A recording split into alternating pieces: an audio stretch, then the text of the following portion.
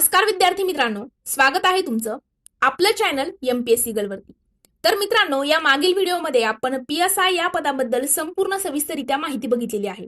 आता जर तुम्ही पीएसआय या पदाची तयारी करत असाल तर पीएसआय पदाबद्दल कोणतीही शंका तुम्हाला असू द्या, म्हणजे पीएसआय पद नक्की काय आहे, त्यांना कोणकोणती कर्तव्ये पार पाडावी लागतात, त्यांना वेतन किती आहे, कोणती एक्झाम घेतली जाते, त्या एक्झामचं स्वरूप कसं आहे, म्हणजे कशा पद्धतीने परीक्षेचं पॅटर्न आहे, स्वरूप कशा पद्धतीने आहे, त्यानंतर त्या एक्झामचा डिटेल अभ्यासक्रम काय आहे, कोणती पुस्तके तुम्हाला वाचावी लागणार आहेत, सोबतच त्या ठिकाणी पीएसआय ला सिलेक्शन झाल्यानंतर तुमची जी एमपीए ला ट्रेनिंग असते ती एमपीए ची ट्रेनिंग नक्की कशा पद्धतीने घेतली जाते तोही व्हिडिओ मी अपलोड केला आहे। म्हणजे तुमचा संपूर्ण दिवस कशा पद्धतीने असतो या सगळ्या व्हिडिओची जी काही लिंक आहे याच व्हिडिओच्या डिस्क्रिप्शन बॉक्समध्ये तुम्हाला या सगळ्या व्हिडिओची लिंक जी आहे ती मिळणार आहे। म्हणजे पीएसआय पदाबद्दल कोणत्याही प्रकारची शंका असू द्या, मैदानी चाचणी कशी होते, किती म्हणजे धावणं किती आहे, महिला आणि पुरुष उमेदवार जे आहेत त्यांना लांब उडी असेल त्याच्याकरिता किती गुण दिले जातात, किती उंच उडी मारल्यानंतर किती गुण आहेत, अशा डिटेल आपण मायक्रो अनालिसिस सुद्धा केलेलं आहे। आणि त्यानंतर आता तुम्ही अगदी नवीन सुरुवात करत असाल तर अगदी शून्यातून तयारी नक्की कशी सुरू करावी, नक्की कशा पद्धतीने, आता बघा जेव्हा आपण स्टार्टिंग करतो, लास्ट इयरला असाल किंवा तुम्ही आता कुठेतरी तुमची 12वी वगैरे झालेली आहे, पण काही विद्यार्थी असे असतात की त्यांना लगेच स्टार्टिंग करायची असते स्टडीला, तर त्या विद्यार्थ्यांकरिता तो व्हिडिओ आहे ज्यामध्ये मी सांगितलेलं आहे की नक्की अगदी शून्यातून तयारी कशी सुरू करावी। या सगळ्या व्हिडिओच्या लिंक तुम्हाला याच व्हिडिओच्या डिस्क्रिप्शन बॉक्समध्ये मिळतील। सोबतच आपल्या चॅनलच्या प्लेलिस्ट सेक्शनमध्ये जर तुम्ही गेलात तर त्या ठिकाणी तुम्हाला पीएसआय म्हणून एक प्लेलिस्ट मिळेल। त्या प्लेलिस्टमध्ये 14 ते 15 व्हिडिओज आहे, त्यामध्ये सगळी पीएसआय ची इन्फॉर्मेशन तुम्हाला मिळणार आहे।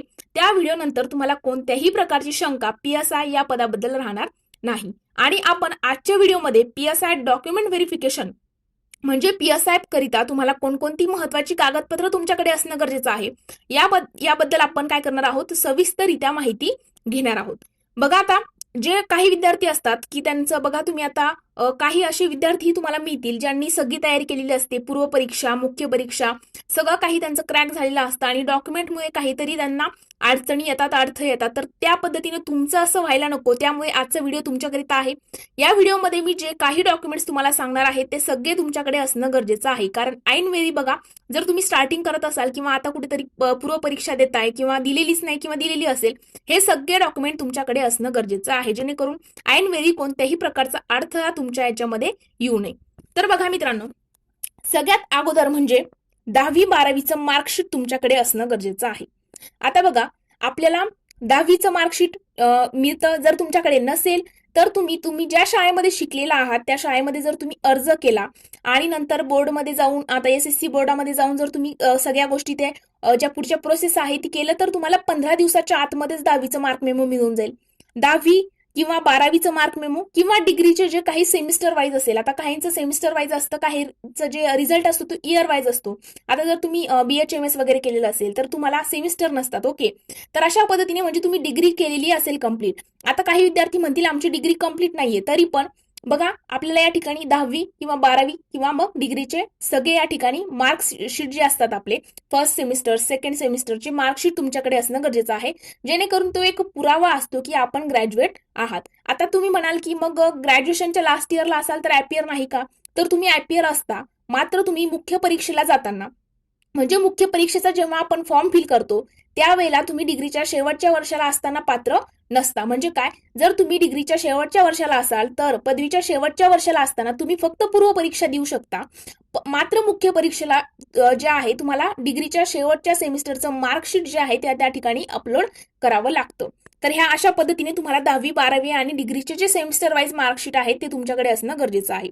त्यानंतर आता जन्म दाखला, मग आता काहींकडे जन्म दाखला नाही, मग त्यांनी काय करावं, तर बघा, जन्म दाखल्याकरिता तुम्ही 10वीची TC सुद्धा देऊ शकता, कारण त्या ठिकाणी तुमचं काय असतं, तर जन्म तारीख जी असते ती नमूद केलेली असते, त्यामुळे तुम्ही 10वीची TC सुद्धा देऊ शकता। त्यानंतर बघा, आता जे विद्यार्थी कास्ट सर्टिफिकेट तुमच्याकडे, आता कास्ट सर्टिफिकेट नेक्स्ट डॉक्युमेंट आपला आहे कास्ट सर्टिफिकेट। आता त्यामध्ये जे विद्यार्थी ओपन कॅटेगरीत आहेत त्यांना गरज नाही, ओके, पण त्यांच्याकडे पण जर EWS असेल तर मग तुम्हाला त्या ठिकाणी काही सवलती मिळतात, हे तुम्हाला माहित असेल। मग आता EWS सर्टिफिकेट असेल म्हणजे जर तुम्ही ईडब्ल्यूएस मध्ये येत असाल तर ते सर्टिफिकेट तुम्ही ठेवायला हवं. जर तुम्ही कास्टमध्ये येत असाल तर तुमच्याकडे कास्ट सर्टिफिकेट असणं गरजेचं आहे, जेणेकरून तुम्हाला ज्या पुढे सवलती मिळणार आहेत, जे कट ऑफ वगैरे वाईज जो रिझल्ट लागतो त्यामध्ये तुम्हाला फायदा या ठिकाणी होईल. त्यामुळे कास्ट सर्टिफिकेट, कास्ट व्हॅलिडिटी तुमच्याकडे असणं गरजेचं आहे. त्यानंतर आहे नॉन क्रिमिलियर. आता नॉन क्रिमिलियर कधीच हवं, तर ज्या वर्षी तुम्ही फॉर्म भरणार आहात त्याच वर्षीचं नॉन क्रिमिलियर तुमच्याकडे असणं गरजेचं आहे. बघा, आता जर सपोज तुम्ही 2024 ची एक्झाम टार्गेट करत असाल तर तुमचं ह्याच वर्षीचं नॉन क्रिमिलियर असणं गरजेचं आहे. ते अपडेट होत राहतं, तुम्ही अपडेट करणं गरजेचं आहे. त्यानंतर आता मराठी भाषेचं ज्ञान असल्याचा पुरावा. आता महाराष्ट्रामध्ये असणार, म्हणजे महाराष्ट्राची आपली भाषा कोणती, तर मराठी. आता जर महाराष्ट्रामध्ये तुम्हाला प्रशासनात काम करायचं असेल तर तुम्हाला मराठी भाषा अवगत असणं गरजेचं आहे. आपण आयोगाच्या सिलेबसमध्येच बघतो की मराठी भाषेचं ज्ञान आवश्यक. मग मराठी भाषेचं ज्ञान असल्याचा पुरावा काय आहे, तर आपल्याकडे आहे 10वीचं जे मार्कशीट आहे त्यामध्ये आपला मराठी सब्जेक्ट असतो ते तुम्ही त्या ठिकाणी अपलोड करू शकता, जेणेकरून कळतं की आपल्याला मराठी भाषेचं सुद्धा ज्ञान आहे आणि आपण मराठी हा विषय घेऊन 10वी उत्तीर्ण झालेलो आहोत. त्यानंतर बघा, आता तुमची ओळख देण्याकरिता आधार कार्ड किंवा पॅन कार्ड तुमच्याकडे असणं गरजेचं आहे. आधार कार्ड तुमचं असणं गरजेचं आहे. आधार कार्डला तुमचा मोबाईल नंबर लिंक असणं गरजेचं आहे, म्हणजे काही गोष्टी नंतर पुढे जर अपडेट झाल्या तर त्यामध्ये अडथळे येऊ नयेत. आधार कार्ड अपडेट नसेल, फोटो अपडेट नसेल, सगळ्या गोष्टी तुम्ही ऑलरेडी करून ठेवायच्या आहेत, जेणेकरून नंतर अडथळे निर्माण व्हायला नको. नंतर पॅन कार्ड असेल. त्यानंतर रहिवासी प्रमाणपत्र. त्यामध्ये आता डोमिसाईल तुम्ही ऐकून असाल ना, रहिवासी प्रमाणपत्र म्हणजेच काय, डोमिसाईल.